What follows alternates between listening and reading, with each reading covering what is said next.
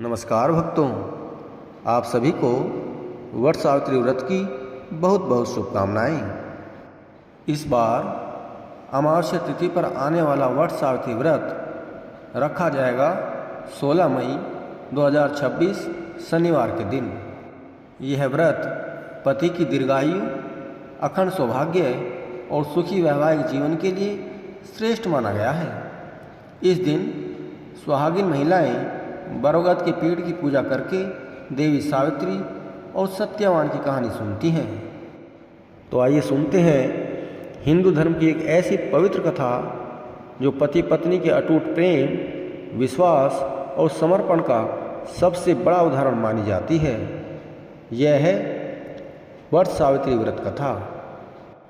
कहा जाता है कि जिस प्रकार माता सावित्री ने अपने तप, बुद्धि और प्रेम से अपने पति को मृत्यु के मुख से वापस ले आया था, उसी स्मरण में आज भी विवाहित स्त्रियां वट सावित्री का व्रत रखती हैं। तो आइए शुरू करते हैं यह पवित्र कथा। बहुत समय पहले मध्य देश में एक प्रतापी राजा रहते थे जिनका नाम था अश्वपति। उनके पास धन, वैभव, सेना सब कुछ था, लेकिन एक दुख था, उनकी कोई संतान नहीं थी। राजा और रानी दिन रात इसी चिंता में डूबे रहते थे। एक दिन राजा ने निश्चय किया कि वे कठोर तपस्या करेंगे। उन्होंने वर्षों तक देवी सावित्री की आराधना की। राजा की भक्ति से प्रसन्न होकर देवी प्रकट हुई और बोली, राजन, तुम्हें एक तेजस्विनी और गुणवान पुत्री प्राप्त होगी। कुछ समय बाद राजा के घर एक सुंदर कन्या का जन्म हुआ। उसका नाम रखा गया सावित्री। समय बीता, सावित्री बड़ी हुई। वह अत्यंत सुंदर, बुद्धिमान और तेजस्वी थी। जब उसके विवाह का समय आया तो राजा ने योग्य वर खोजने शुरू किए, लेकिन सावित्री ने स्वयं अपने पति को चुनने का निर्णय लिया।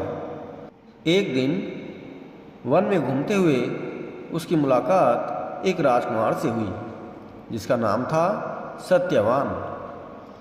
सत्यवान बहुत ही सरल, धर्मात्मा और वीर युवक था, लेकिन वह वन में अपने अंधे माता पिता के साथ साधारण जीवन जी रहा था। सावित्री ने उसी क्षण मन ही मन सत्यवान को अपना पति मान लिया। जब सावित्री ने अपने पिता को यह बात बताई तब उसी समय वहाँ नारद मुनि आए। उन्होंने ध्यान लगाकर कहा, राजन, सत्यवान गुणवान अवश्य है, लेकिन उसकी मृत्यु विवाह के ठीक 1 वर्ष बाद हो जाएगी। यह सुनकर राजा अश्वपति घबरा गए। उन्होंने सावित्री को समझाया, बेटी, किसी और को चुन लो। लेकिन सावित्री शांत स्वर में बोली, पिताजी, एक बार जिसे मैंने अपने मन में पति मान लिया, अब मैं किसी और का वर्ण नहीं कर सकती। सावित्री की दृढ़ता देखकर राजा ने विवाह की अनुमति दे दी। विवाह के बाद सावित्री अपने पति और सास ससुर के साथ वन में रहने लगी। वह प्रतिदिन अपने अंधे सास ससुर की सेवा करती, पति की सेवा करती और अत्यंत सादगी से जीवन बिताती। लेकिन उसके मन में नारद मुनि की बात हमेशा रहती। धीरे धीरे वह दिन भी पास आने लगा जिस दिन सत्यवान की मृत्यु निश्चित थी। जिस दिन सत्यवान की आयु पूरी होने वाली थी, उस दिन सावित्री ने कठोर व्रत रखा। उसने भगवान से प्रार्थना की कि हे प्रभु, मेरे सुहाग की रक्षा करना। उस दिन सत्यवान लकड़ी काटने वन में जाने लगे। सावित्री ने कहा, आज मैं आपके साथ चलूंगी। दोनों जंगल की ओर चल पड़े। वन में पहुंचकर सत्यवान लकड़ियां काटने लगे। कुछ देर बाद अचानक उन्हें चक्कर आने लगे।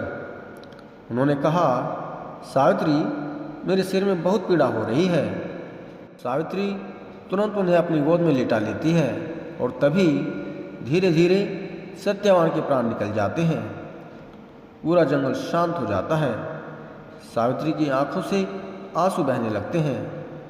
उसी समय वहाँ प्रकट होते हैं मृत्यु के देवता यमराज। यमराज सत्यवान के प्राण लेकर आगे बढ़ने लगे, लेकिन सावित्री भी उनके पीछे पीछे चलने लगी। यमराज बोले, देवी अब लौट जाओ, मृत्यु के बाद कोई साथ नहीं जाता। लेकिन सावित्री बोली, जहाँ तक मेरे पति जाएंगे वहाँ तक मैं भी जाऊंगी। यमराज उसकी पतिव्रता और निष्ठा देखकर प्रभावित हुए।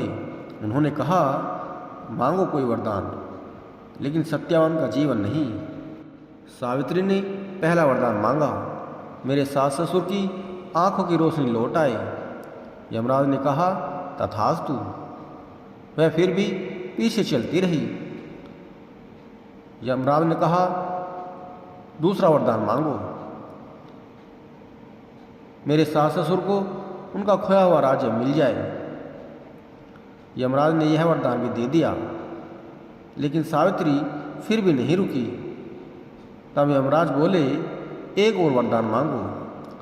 सावित्री ने बुद्धिमानी से कहा, मुझे 100 पुत्रों की माता बनने का आशीर्वाद दीजिए। यमराज ने बिना सोचे कह दिया, तथास्तु। कुछ कदम आगे बढ़ने के बाद यमराज अचानक रुक गए। उन्हें अपनी भूल का एहसास हुआ। यदि सावित्री को 100 पुत्रों की माता बनना है तो सत्यवान का जीवित होना आवश्यक है। सावित्री की बुद्धि, प्रेम और अटल निष्ठा से प्रसन्न होकर यमराज ने सत्यवान के प्राण लौटा दिए। जब सावित्री वापस लौटी तो सत्यवान जीवित हो उठे।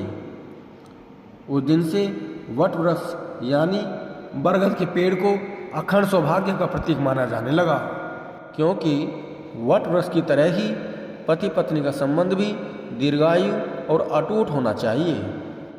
यह कथा हमें सिखाती है, सच्चा प्रेम कभी हारता नहीं।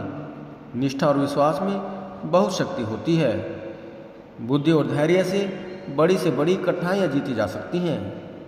पति पत्नी का रिश्ता केवल साथ रहने का नहीं, बल्कि हर परिस्थिति में साथ निभाने का होता है। जय माता सावित्री। तो सभी भक्त प्रेम से बोलिए, जय माता सावित्री।